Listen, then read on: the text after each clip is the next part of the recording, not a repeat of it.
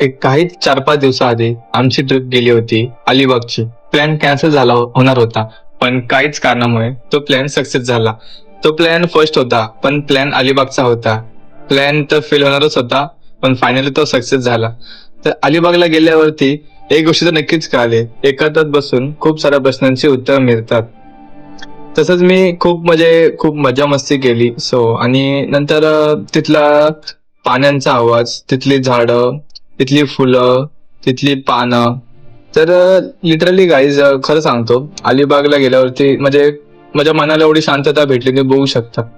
आणि माझ्या घराच्या समोरचा जो व्ह्यू होता, तर त्या व्ह्यू मध्ये खरंच आणि त्या लाटांचा आवाज, तो लाटांचा आवाज हे सांगत होता की तू आयुष्यात इतका पुढे जा की तुला कोणी थांबूच शकत नाही. तुला कोणी थांबवणारच आलं नाही पाहिजे. तू एवढं पुढे जा. एकांतात होतो, खूप साऱ्या प्रश्नांची उत्तरं मिळाली मला. एकटा पडलो होतो, डिप्रेशन मध्ये होतो. काही कळना मला, कसं जगू, कसं करू. मरणाच्या दारावरती उभा होतो, पण तरी सुद्धा हार मानली नाही. हार मानली असती तर आज पण मी एकटाच पडलो असतो. तर एकांतात होतो, माझे मित्र होतीच, काही लोक होते, मित्र फ्रेंड्स वगैरे होते. त्यांच्यासोबत पहिल्यांदा एवढा आनंद झाला की मी माझ्या डिप्रेशन मधून बाहेर आलो. डिप्रेशन मधून बाहेर आल्यावर म्हणजे तिथे गेल्यावरती सगळ्या प्रश्नांची उत्तरं भेटलीत मला, की जगणं मरणं हे सगळं एक काही नाही आहे. आपल्याला जे काय करायचंय ते आपल्याला जगायचंय, आणि दुसऱ्यांसाठी जगणं नाही, तर स्वतःसाठी जगायचंय. तर त्या लाटांनी मला एकच सांगितलं की तू आयुष्यात खूप पुढे जा, इतका वर जा की दगड पण तुला अडू शकले नाही पाहिजे. त्या लाटांचे ते लाट मला सांगत होते की तू पुढे जा, खूप पुढे जा, इतका की तुला कोणी रोखू शकणार नाही. Family problem, depression, friends problem, money problem, job भेटत आणि त्यात जॉब भेटत नव्हता मला.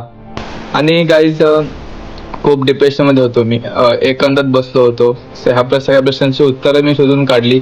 2 दिवसाची ट्रिप होती, दीड दिवसाची होती, पण त्यात 2 दिवस गेलेत. त्या ट्रिपमध्ये एवढी एन्जॉयमेंट, एवढी फ्रेंड्स लोकांसोबत फ्री झालो की डिप्रेशन मधनं पूर्ण बाहेर आलो.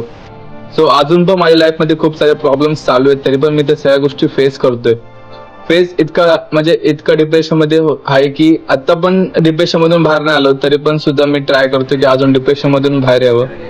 ते झाडं मला हेच सांगत होते की तू नेहमी उभा राहा, तुला हे वारं पण नाही झुकू शकत. एकांतात बसल्यावरती मला सगळ्या प्रश्नांची उत्तर भेटतील असं वाटलं होतं. म्हणूनच मी ही ट्रिप सक्सेस करण्याचा 100% देत होतो. आणि नेक्स्ट ट्रिप पण माझी खूप चांगली असावी.